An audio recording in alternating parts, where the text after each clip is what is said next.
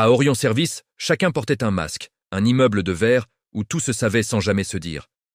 On disait que l'entreprise Orion ne dormait jamais. Ses couloirs éclairés jusque tard dans la nuit ressemblaient à un organisme vivant, respirant au rythme des ambitions humaines. On parlait de Kader Neguessan comme d'un homme libre. Kader Neguessan, 34 ans, célibataire, charmant et surtout très habile avec les mots. Chargé de projet, il aimait se présenter comme un homme libre, sans attache, convaincu que les sentiments étaient une faiblesse dans le monde du travail. Il n'était pas seulement un employé célibataire. Il incarnait un certain type de pouvoir. Celui qui séduit sans assumer, qui promet sans écrire, qui utilise les autres comme des marches plutôt que comme des visages. Mais dans l'entreprise Orion, sa liberté avait un coût. Et ce coût était payé par les femmes. Il ne séduisait pas par amour. Il administrait. Parmi ses collègues, 2 femmes occupaient une place particulière dans sa vie. La première était Mireille Kwame, assistante de direction. Discrète, élégante, mère célibataire d'une petite fille, elle croyait encore aux relations sérieuses. Kader l'avait approchée avec douceur, lui parlant d'avenir, de stabilité, de projets communs. Elle se sentait enfin regardée, choisie. Avec Mireille Kwame, il se montrait patient, presque sérieux. Il parlait d'avenir, de respect, de confiance. Elle voulait le croire parce qu'elle avait besoin d'y croire.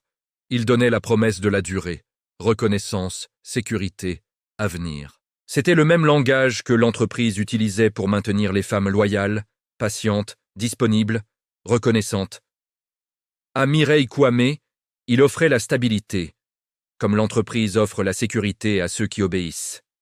La seconde était Sonia Traoré, responsable commerciale, ambitieuse, flamboyante, réputée pour son caractère imprévisible.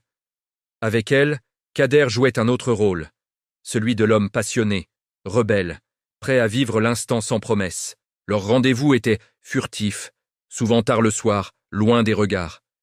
Il offrait l'intensité, désir, vitesse, vertige, sentiment d'exception. C'était la même stratégie que l'entreprise réservait aux femmes ambitieuses. Brûler plus vite, produire plus, prouver davantage. À Sonia Traoré, il offrait, elle, adrénaline. Comme elle, entreprise offre, elle, illusion de la réussite rapide à ceux qui brûlent à leurs limites. Avec Sonia Traoré, il devenait feu. Vagues promesses, corps pressés, mots qui ne demandaient jamais de lendemain. Kader appelait cela la liberté. En réalité, c'était une fuite. Aucune n'était aimée. Elles étaient mobilisées. Pendant des mois, Kader jongla entre les deux, persuadé que son intelligence le protégerait. Il effaçait des messages, inventait des réunions tardives, se dédoublait sans remords. Autour d'eux gravitaient d'autres regards. Arnaud Bamba, informaticien, voyait passer les traces numériques de cette double vie. Nadia Ouattara, responsable des ressources humaines, sentait monter une tension invisible mais constante, comme une fissure dans les murs. Mais tout système fondé sur le double langage finit par se fissurer.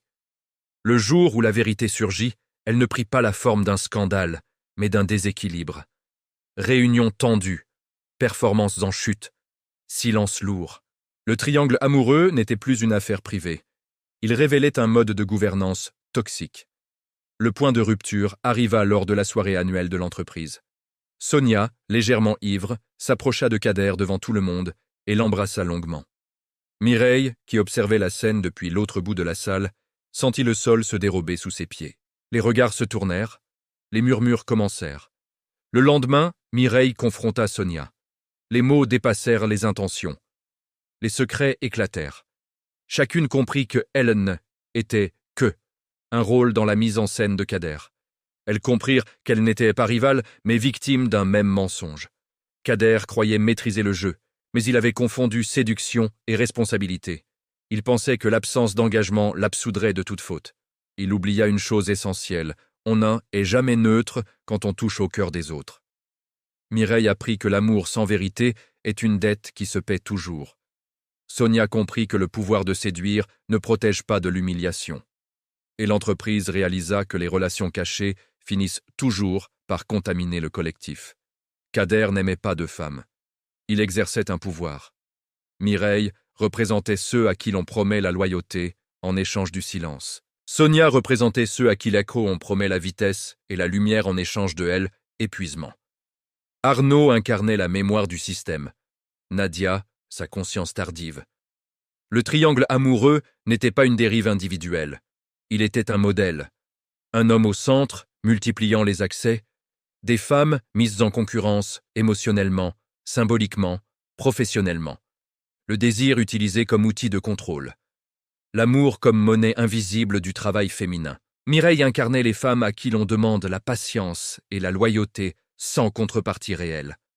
Sonia incarnait celles à qui l'on promet l'exception pour mieux les isoler. Quand elles comprirent, il n'y eut pas de guerre entre elles. Il y eut une lucidité commune. Elles n'étaient pas rivales, mais ressources dans le même système. Furieuse et blessée, Sonia alerta la direction, dénonçant une relation inappropriée et un climat de manipulation. Arnaud confirma certains faits. Une enquête interne fut ouverte. Kader tenta de nier, de minimiser, de séduire encore. Mais cette fois, personne n'écoutait. Il fut licencié pour faute grave. Dans le monde du travail, le pouvoir n'est pas toujours brutal. Il est souvent affectif, séducteur, ambigu.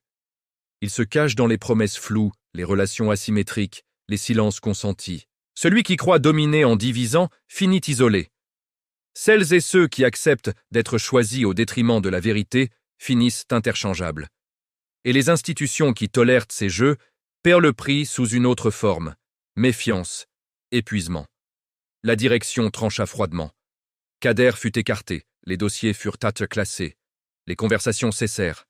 Mireille demanda une mutation et quitta l'entreprise, le cœur brisé mais la tête haute. Sonia, elle, conserva son poste, mais sa réputation fut durablement ternie par le scandale.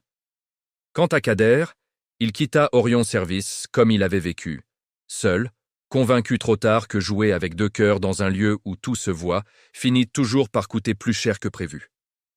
Quelques semaines plus tard, Kader revint devant l'immeuble d'Orion Service pour récupérer ses derniers effets. Puis les portes se refermèrent automatiquement et pour la première fois, il n'y eut plus personne à tromper, sauf lui-même. Après le départ de Kader, l'entreprise afficha une nouvelle charte éthique. Les murs furent repeints, les formations obligatoires multipliées. Mais dans l'open space, les femmes continuèrent de baisser la voix, de calculer leur sourire, de protéger leur réputation comme un bien fragile. Des mois plus tard, le bureau de Kader fut attribué à un autre employé. Même chaise, même écran, même vue sur la ville, et la vie continua son cours.